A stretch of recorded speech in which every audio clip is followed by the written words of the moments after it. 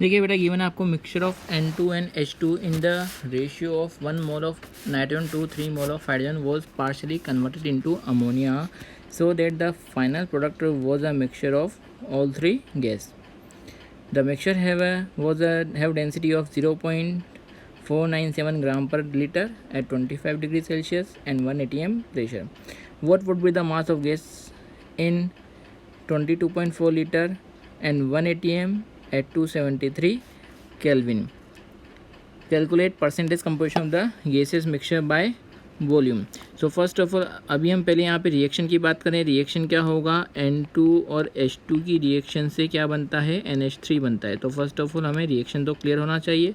Balance करें, 2 nitrogen है इधर, तो इधर 2 से मल्टीप्लाई करें, 3 हाइड्रोजन यहाँ पर है, मल्टीप्लाई कीजिए, तो ये बैलेंस इक्वेशन हो गई है.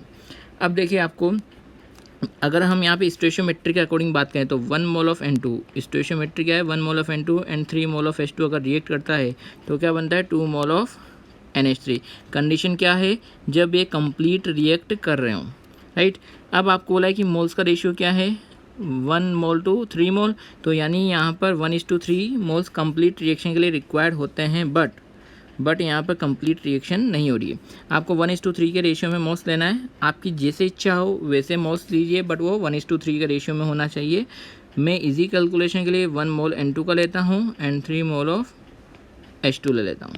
ठीक है, आप चाहें तो 1x एंड 3x भी ले सकते हैं, 2 एंड 6 भी ले सकते हैं. ठीक, तो मैंने तो अभी मोल्स वो लिए हैं जो स्टोइशियोमेट्री के अकॉर्डिंग है. अब बोला है यहाँ पे पार्शियल कन्वर्जन हो रहा है, यानी पूरा N2 और H2 इसमें कन्वर्ट नहीं हो रहा.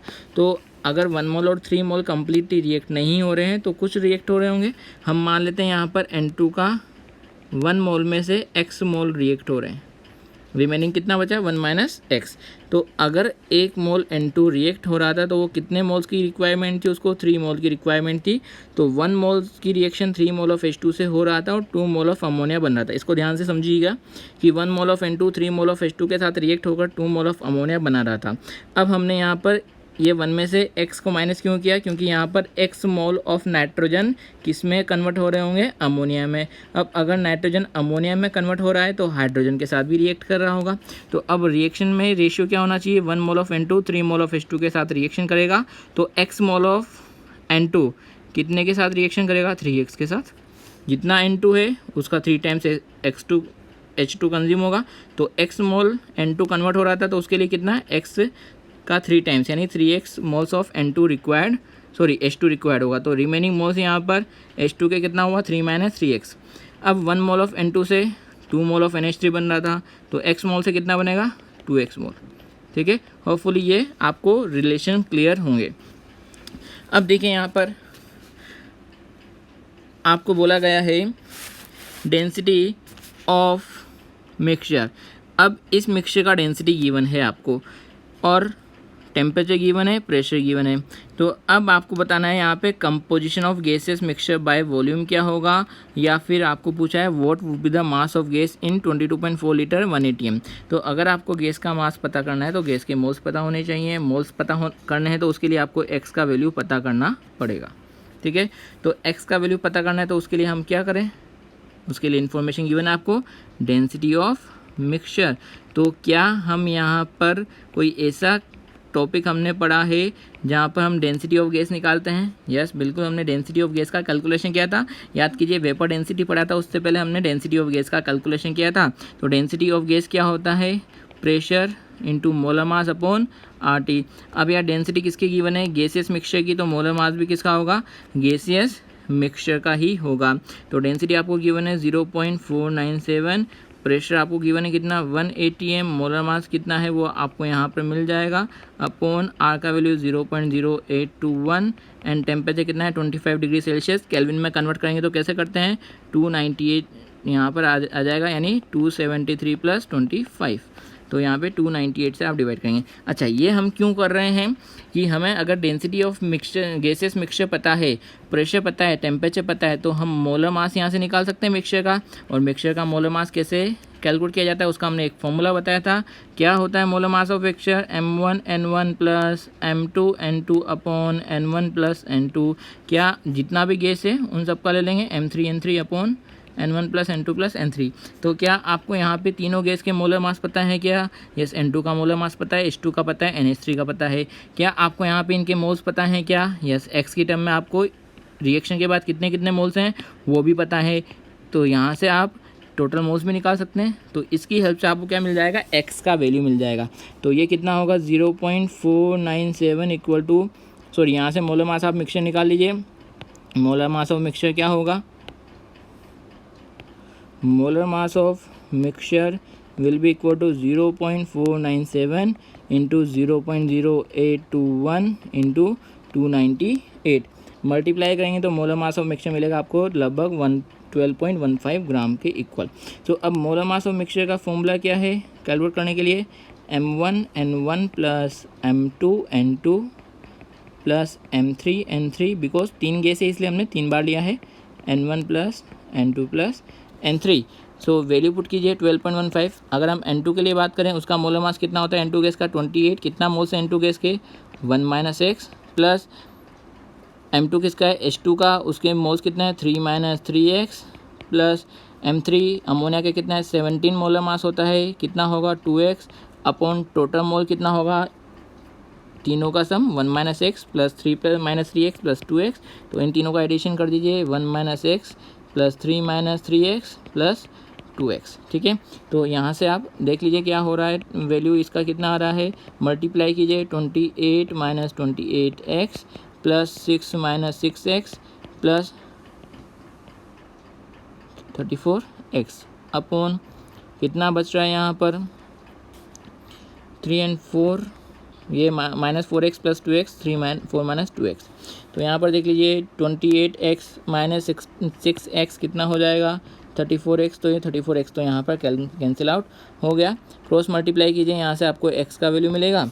तो 12.5 इंटू 4 ये मल्टीप्लाई करेंगे तो आपको मिल जाएगा 48.63 minus 24.31x will be equal to 28 and 6 कितना हो जाएगा यहाँ पे? 34 ग्राम, राइट। तो यहाँ से आप निकाल लीजिए कितना है?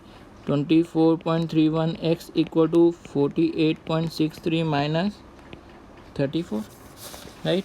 तो डिफरेंस लीजिएगा और x से x का वैल्यू निकालिएगा। ये यहाँ से x का वैल्यू निकाल लीजिए, कितना होगा? अपॉन 24.31, तो ये मिल जाएगा लगभग 0.6। तो यहाँ पर x का वैल्यू आपको मिला कितना? 0.6। तो मीन्स यहाँ से हम बात कर सकते हैं moles of N2। Moles of N2 कितना होगा? 1 minus x means 1 minus 0.6 means 0.4। Moles of H2 कितना होगा? 3 minus 3x means 3 minus 3 into 0.6 यानी 1.2। एंड मोल्स ऑफ अमोनिया कितना होगा? 2x means 2 into 0.6 equal to 1.2।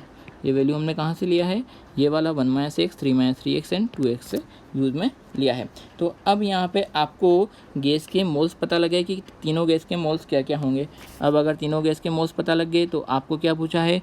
What would be the mass of gas in 22.4 litre and 1 ATM and 273 kelvin. तो STP condition आपको given है 1 ATM and 273 kelvin, यानी STP condition given है। तो यहाँ से आपको क्या करना है? मास ऑफ गैस निकालना है। तो आप यहाँ से आइडियल गैस इक्वेशन निकाल सकते हैं। PV इक्वल टू, अच्छा सॉरी, मास ऑफ गैस यहाँ से आपको निकालना है। तो आपको सबके मोल्स पता है, सबके मोलर मास पता है।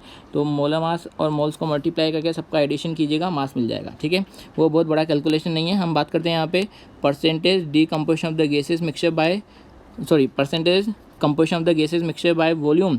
तो वॉल्यूम बताना है आपको। तो ये क्या होगा कि वॉल्यूम का कैलकुलेशन करना है। तो इसमें कैसे करेंगे? सपोज आपको परसेंटेज ऑफ N2 निकालना है वो बाय वॉल्यूम। तो इसका कैलकुलेशन क्या होगा कि volume of N2 upon total volume, इसको 100 से मल्टीप्लाई कीजिए। ठीक है, तो वॉल्यूम ऑफ N2 कैसे निकालेंगे? वही ideal gas equation PV equal to NRT से क्या बोल सकते हैं? PV इक्वल टू NRT से V क्या होगा? NRT upon P। तो यहाँ से परसेंटेज ऑफ N2 निकालने, वॉल्यूम ऑफ N2 क्या होगा? Moles of N2 into RT upon P upon total mole into RT upon P. तो आर टी अपॉन पी से R T upon P cancel out हो जाएगा, बिकॉज सभी के लिए टेम्परेचर कितना गिवन है 298 kelvin, sorry 273 kelvin and pressure कितना गिवन है 1 atm। ठीक है, तो आर टी से आर टी कैंसिल आउट हो जाएगा, तो बचेगा क्या, moles of N2 upon total mole. तो N2 का कितना मोल्स है यहाँ पर 0.4 अपॉन टोटल मोल कितना है, कैलकुलेट कीजिए 1.2 1.2 2.4 2.4 2.8 इंटू 100, तो परसेंटेज ये मिलेगा आपको कितना 14.28%। Same percentage of volume of H2, because दोनों के मोल्स सिमिलर हैं, तो दोनों का जो वॉल्यूम ऑक्यूपाई हो रहा होगा परसेंटेज वाइज वो भी क्या होगा, सिमिलर होगा। तो percentage volume of H2 percentage volume of NH3 क्या होगा, moles of H2 moles of H2 RT upon P upon N total RT upon P। तो अगेन RT अपॉन P से RT upon P cancel out हो जाएगा। Moles of H2 कितना है 1.2, total mole कितना है 2.8 इंटू 100, तो परसेंटेज आपको मिल जाएगा 42.85। सिमिलरली परसेंटेज ऑफ NH3 भी यही होगा कितना 42.85 के अप्रॉक्स।